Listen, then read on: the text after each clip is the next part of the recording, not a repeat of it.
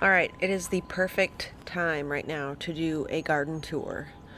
Um, it is July 1st, first day of legalization. So, which means I can show you guys my plants. Okay, so we're allowed to have 4 plants in Virginia now. So I've got 2 babies here, and then I've got another baby here, and then I've got a sick baby right there. But they're all doing pretty good. So let me just give you a quick go around of the garden, show you how everything is looking. It just changes so fast, and I just want to show you, I want to document everything. So right now I'm leaving these stalks here because they're producing seed. And if you don't know, foxglove seeds need light to germinate, so you do not want to bury them. These are some asters and something else I planted. Oh, pincushion flowers. Some asters and then a pincushion flower. You can see the wire vine is really taking over. I really like the way it looks. And the daisies and the echinacea looking super tall, and the larkspur mixed in there. And then there's some catnip, holy basil that I just planted. I showed you guys some sedum that these sedums grow wild here. They're native. They like rocky areas, but I find them on the side of the road a lot, and I just pull them out and bring them home and plant them in my garden. They always do really good. So let's go to this side. The Cooper's Ice, the yarrow. Let's see, over here we got fennel. These cardinal vines, you can see one itty bitty cardinal flower just came in. We've got some amaranth right here and there, some Thai queen basil. See, here's another sedum I found on the side of the road. This one's like a tricolor sedum. They grow everywhere around here. They're so pretty. I put some coleus back in here. I tucked it in. And then on this side we've got 2. In person they look almost white, but they're super light purple petunias from the petunias I had planted over here last year. And the Levenapuf nigella, look at it. It's got these little these are the flowers before they open, I'm pretty sure. So look, we've got this little plant. It's got 1, 2, 3, 4, 5 little flowers on it, or 6 actually. So I'm excited to see those because they are a blue color. I've never grown nigella before, but man, they're so cute. You can see here we've got some nasturtium. The morning glory has completely taken over that part. We've got some Thumbergia, black-eyed Susan vine right here, and a few other places. We got some more pincushion flowers. Strawberries looking amazing. The lemon balm, I cut the lemon balm in half because it was, when I first planted it, it was 3 plants. And so I cut it in half, and I kind of capped off this little walkway with that right there, so you can see. Oh look, we've got a little flower forming. Oh, how cute. Looks like it's going to be white and purple. Yeah, we've got some more stuff planted down in there. Some rose champion. Look at the black bachelor buttons, you guys. Aren't those so freaking pretty? I am so glad I planted these. I was not sure I was even going to get flowers this year, but they're beautiful. And then back here I put this other trellis thing that I bought from Lowe's that I was going to use in the front. Didn't have enough room. Oh, let me show you a few more things on this bed. So the dahlias, the blue boy dahlias, look how small they are. So my hand, you can see, they're quite tiny, but they're so pretty. And then the gladiolus has bloomed back here. We've got some, these are like really pretty orange and yellow. Oh, excuse me, Mr. B. You can see I cut the mugwort down by half. We've got some amaranth down here. Look at it, it's flowering. Got a bunch more amaranth right there. This vine right here is like halfway up the trellis. And over here we've got the patchouli, St. John's wort, salvia, sage, thyme, oregano, yarrow, sage. Over here we've got a few sunflowers, some tomatoes, and the magnolia tree, the 2 hollyhocks back there. Okay, so over here in the front side of the greenhouse, the raspberries are already way taller than the stake. And these are moonflowers going up the side here, looking fabulous. And then the sweet potatoes, and then we do have some peppers actually. So look down in there, we've got peppers. Pretty sure those are green peppers. And then over here, look, we've got some more peppers. We got this little pepper here. The tomatoes, you guys, tomatoes are producing like crazy. So look, this is the beefsteak tomato. This is the stoop ice. So look at all the tomatoes down in there. So many tomatoes. We've already eaten, I've already made, see the bottom ones down there are already ripening. And the other night I had a tomato and a BLT with some, and they were really good. If you don't like tomatoes, it's probably because you've never tried a garden tomato, because they taste so different to a regular tomato, store-bought tomato.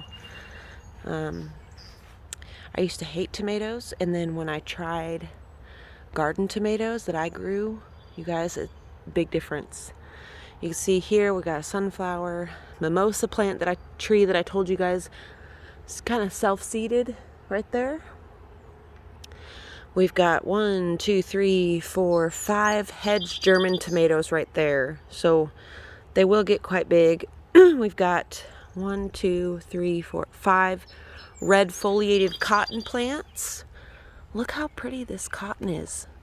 I'm so excited to harvest cotton and make something from it, you guys. Like a real pioneer. So freaking exciting. This gladiolus is finished blooming. It's at its last bloom. I saved 1 bloom from it, and I put it in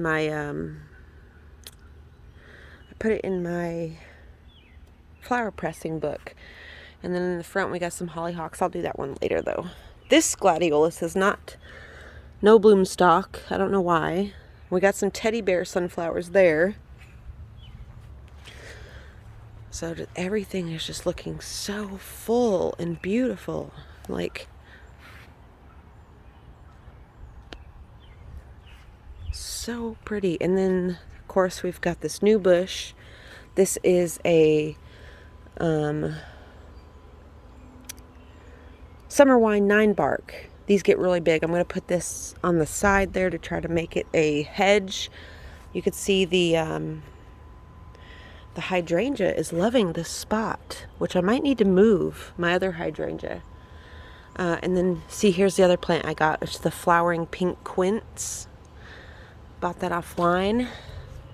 Okay, so you can see the mosses. The beans. These are bush beans. So every few days I can come out here and pick them. And the more you pick them, the more they produce. Which these look like they need to be picked, actually. And I've been saving them in the freezer until I have enough to make a meal. And then here's another little sedum I found on the side of the road. It's flowering. And then we've got a morning glory climbing, creeping thyme, catnip, Alaska Shasta daisies, looking so bright and pretty. I love daisies. Back here we've got a sunflower, more morning glories. We have a rogue watermelon growing. We have some milkweed. That milkweed's not doing too good. All still looking really pretty though. We've got some random lavender. We've got some more echinaceas. We've got lots of Chinese forget-me-nots. They spread like crazy, but they're really pretty. Over here we got more black bachelor buttons, and the beautiful nasturtiums are flowering. They just started flowering last week, and I love the way these look, and they smell so good. These are a lot more light peach than they look on camera. Then over here we've got some spider flowers, teddy bear sunflowers. We've got some carrots back in there. Some lovage that I put there. I planted a few other things, some rose champions, some chives right here. Sweet William that will bloom next year because those are biennials. We got some milkweed, some dianthus, more echinacea. These look like they're going to stay quite small this year. Of course, the echinaceas do that. First year, they're kind of small. Second year, they look like that over there. They get huge. Over in this one, I put the verbena, the sage. I cut that back. The monarda, or the bee balm, has just started to flower. Like, look how cute. They get these little lanterns on them, almost looking like little lanterns, and it's just about to burst. And this plant is about 5 foot tall. It's almost as tall as I am. You can see over there we've got the mullein, some poke that I'm going to let grow so I can make ink from the berries, because I tried to do it last year and I put them in the freezer and forgot. You can see over here the mint. We've got more lavender. The hostas are blooming. I let my hostas bloom. I think they look pretty. Some more daisies back here. We've got a rogue wild snapdragon. Isn't that cute?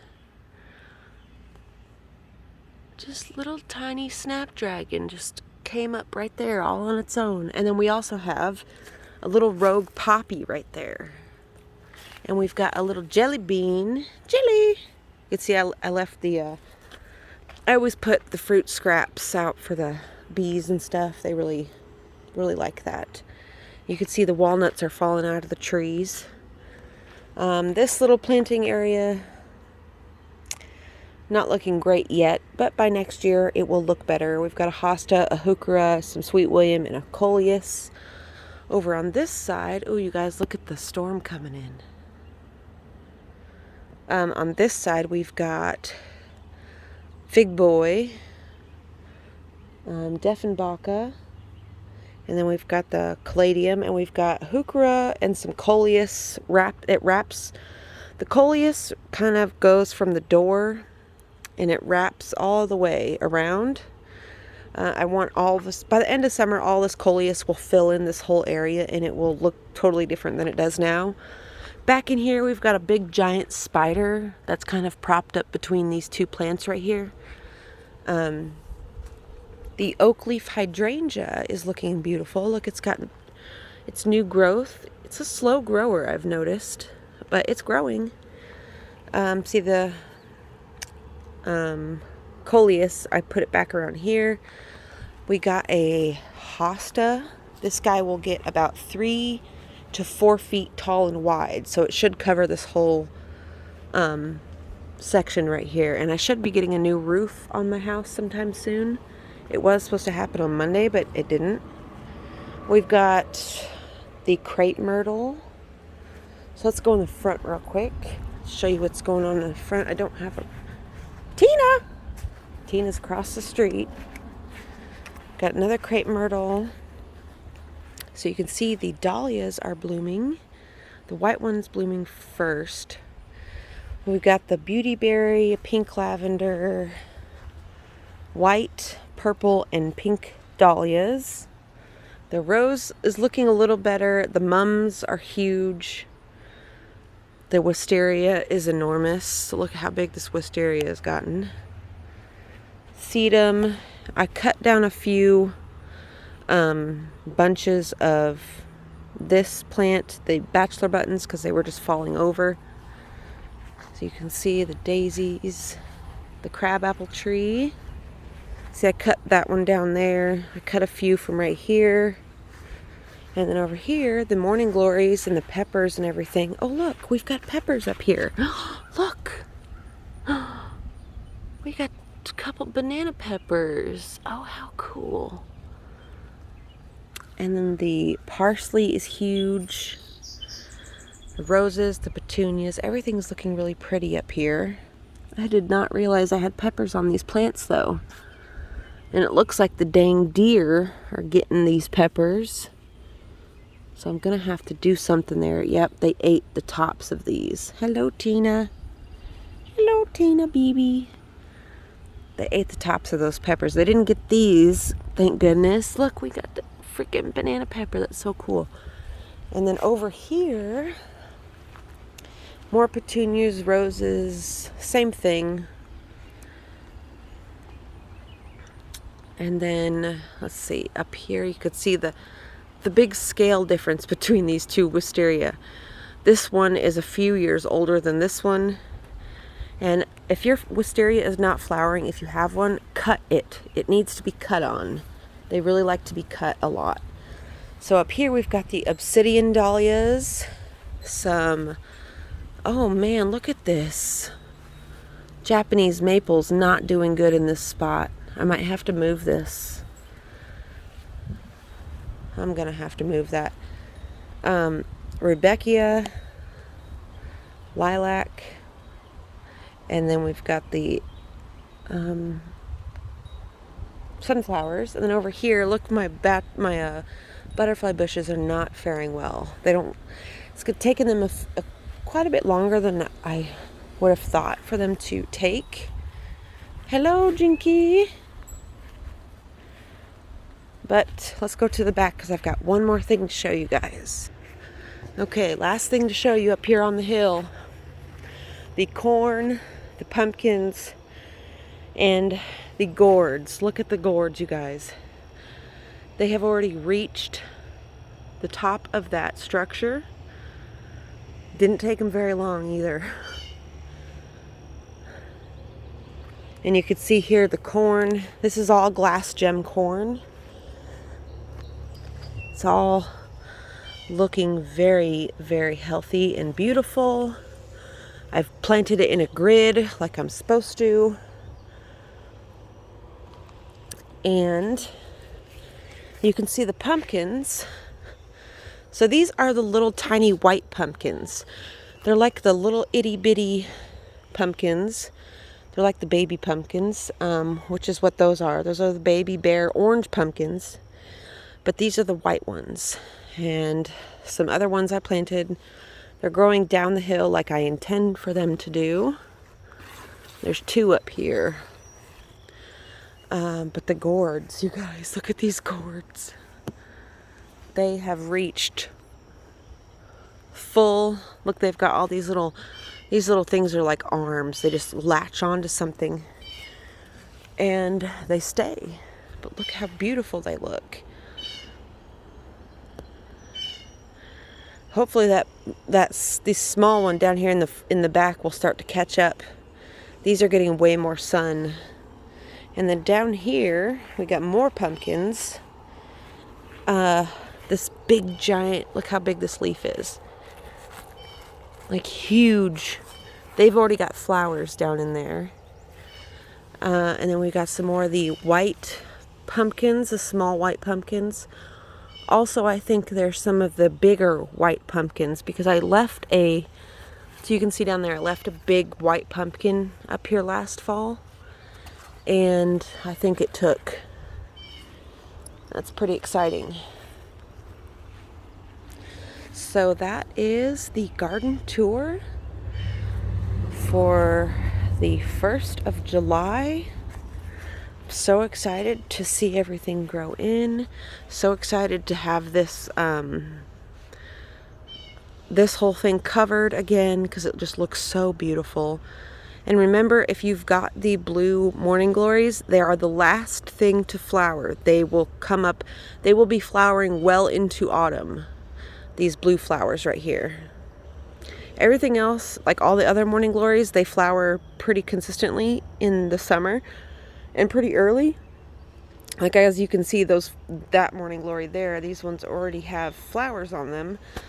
Those already have flowers on them on the little thing there.